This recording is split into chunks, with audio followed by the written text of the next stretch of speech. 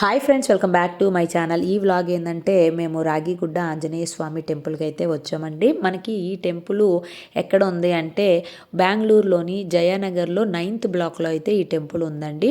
రాగిగుడ్డ ఆంజనేయ స్వామి temple. ఈ temple చరిత్ర అయితే మనకి మన హనుమంతుల వారి లీలల వలె చాలా అద్భుతంగా ఉంటుందండి.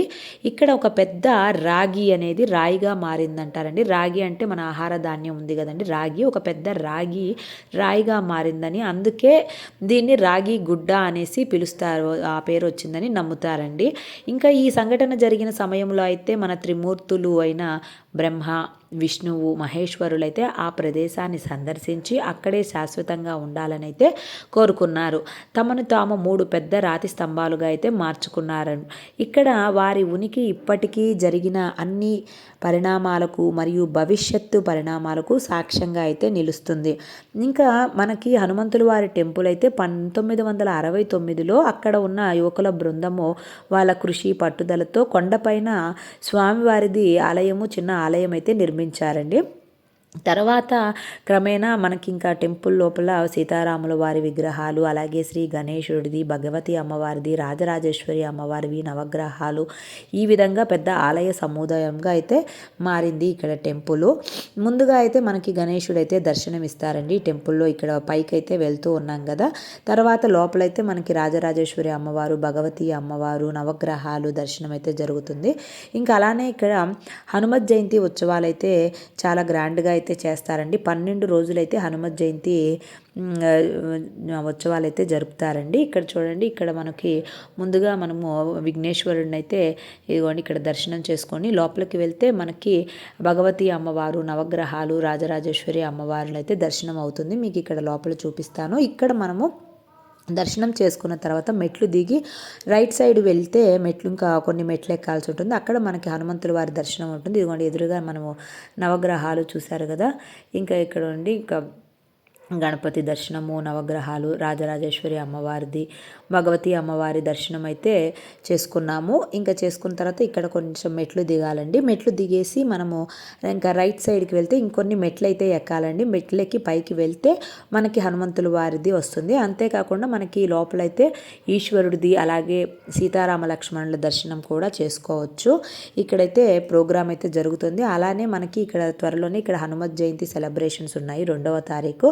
అందుకని ఇక్కడంతా కూడాను లైటింగ్స్, కొన్ని ప్రిపరేషన్స్ అయితే చేస్తూ ఉన్నారండి టెంపుల్లో. ఇక్కడ మనకి హనుమత్ జయంతి చెప్పాను కదా, 12 రోజులైతే జరుపుకుంటారండి. ప్రత్యేక పూజలు, అభిషేకాలు, హోమాలు చేయటము ఈ 12 రోజుల్లో ప్రత్యేకత. 12 రోజుల్లో భక్తులందరికీ మరియు చివరి రోజునైతే దాదాపు 35,000 మంది భక్తులకైతే ప్రసాదం అయితే వడ్డిస్తారండి ఇక్కడ. అసలు చాలామంది భక్తులైతే వస్తారు చివరి రోజున. 12 రోజులు కూడాను చాలా బాగా చేస్తారండి. మనకి పూజలు, అభిషేకాలు, హోమాలు, ఈ విధంగా 12 రోజులు అయితే మనకి రాగిగుడ్డ ఆంజనేయ స్వామి టెంపుల్లో అయితే చాలా బాగా చేస్తారు. ఈ టెంపుల్ చాలా ఫేమస్ అండి మనకి జయనగర్, బెంగళూరులో రాగిగుడ్డ ఆంజనేయ స్వామి టెంపుల్. ఇంక ఇక్కడైతే టెంపుల్ పైకి అయితే వచ్చామండి. ఇక్కడ మనకి ఎదురుగా ఫస్ట్ మనకి హనుమంతుల వారి దర్శనం అయితే చేసుకుంటాము. తర్వాత మనకి హనుమంతుల వారికి ఇటు సైడ్ రైట్ సైడ్న మనకి ఈశ్వరుడు ఉంటారు. తర్వాత లెఫ్ట్ సైడ్న మనం సీతారామాల విగ్రహాలు అయితే ఉంటాయండి.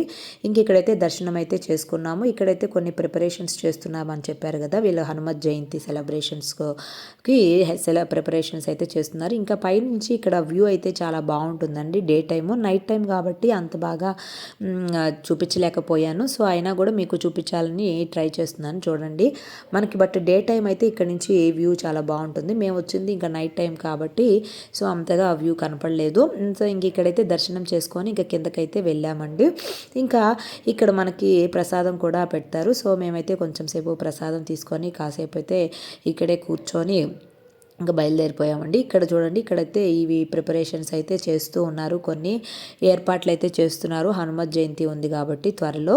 సో ఇంక ఇక్కడైతే మెట్లు దిగేసి మళ్ళీ మనము కిందకి వెళ్ళాల్సి ఉంటుందండి. ఇక్కడ మనకి ఈ టెంపుల్కి అయితే కొంచెం కార్ పార్కింగ్ కష్టంగా ఉంటుందండి. చాలా బిజీ రోడ్డు ఉంటుంది. ఇంకా మెట్రో ఫెసిలిటీ అయితే ఉందండి. మెట్రో స్టేషన్ నుంచి మనకు ఒక 1 కిలోమీటర్ అయితే మనం ఈ టెంపుల్ని అయితే చేరుకోవచ్చు. సో ఇక్కడైతే ప్రసాదం అయితే తీసుకోవడానికి వెళ్ళాము. మేము వెళ్ళిన రోజైతే మాకు స్వీట్ పొంగల్ అయితే పెట్టారండి. ఇంక ఇక్కడైతే ప్రసాదం తీసుకున్నాము, కొంతసేపు కూర్చొని ఇంకైతే బయలుదేరిపోయామండి. ఇక్కడ నుంచి మనం కొంచెం ముందుకు వెళ్తే ఒక 1/2 కిలోమీటర్ వెళ్తే మనకి శంకర మఠం అయితే ఉంటుంది. ఇది రాగిగుడ్డ ఆంజనేయ స్వామి టెంపుల్ బయట అండి. ఈ విధంగా పువ్వులు అంతా కొంచెం బిజీ రోడ్ ఉంటుందండి. కార్ పార్కింగ్ అయితే కొంచెం కష్టమే, 2 వీలర్ కానీ మెట్రో అయితే బెటరు. ఇక్కడ మనం ఇక్కడ నుంచి కొంచెం దగ్గరలో ఇదిగోండి శంకర మఠంకి వచ్చాం. శంకర మఠం బ్యాక్ సైడే మనకి రాగిగుడ్డ, అదిగోండి రాగిగుడ్డ ఆంజనేయ స్వామి టెంపుల్ అయితే కనపడుతుంది. ఇక్కడ శంకర మఠంలో ముందుగా మీకైతే సూర్యభగవానుడి చూపిస్తాను టెంపుల్. ఇక్కడ సూర్యభగవానుడు అయితే మనకి దర్శనం ఇస్తారు శంకర మఠంలో. ఇంక ఇక్కడైతే దర్శనం చేసుకొని పక్కనే మనకి లక్ష్మీనారాయణ సన్నిధి అయితే ఉంటుందండి, దేవాలయము. ఈ టెంపుల్ అయితే, ఈ శంకర మఠం అయితే మనకి ఎగ్జాక్ట్ రాగిగూడ ఆంజనేయ స్వామి అయితే కనపడతారు. ఇదిగోండి ఇక్కడైతే మనకి లక్ష్మీనారాయణ స్వామి దేవస్థానం అండి. ఇక్కడ లోపలైతే కొంచెం అండర్ కన్స్ట్రక్షన్లో ఉంది. సో అందుకని పక్కన కలశం పెట్టి అయితే పూజ చేస్తూ ఉన్నారు. సో ఇక్కడ కూడా మేము దర్శనం చేసుకొని వాళ్ళైతే తీర్థ ప్రసాదాలు అయితే ఇచ్చారండి. ఇంకా తీసుకొని బయటకు వచ్చేసాం ఫ్రెండ్స్. ఇది వ్లాగ్ అయితే. సో ఇదిగోండి మనకి ఇది వీడియో నచ్చితే please like, share, subscribe. Bye friends.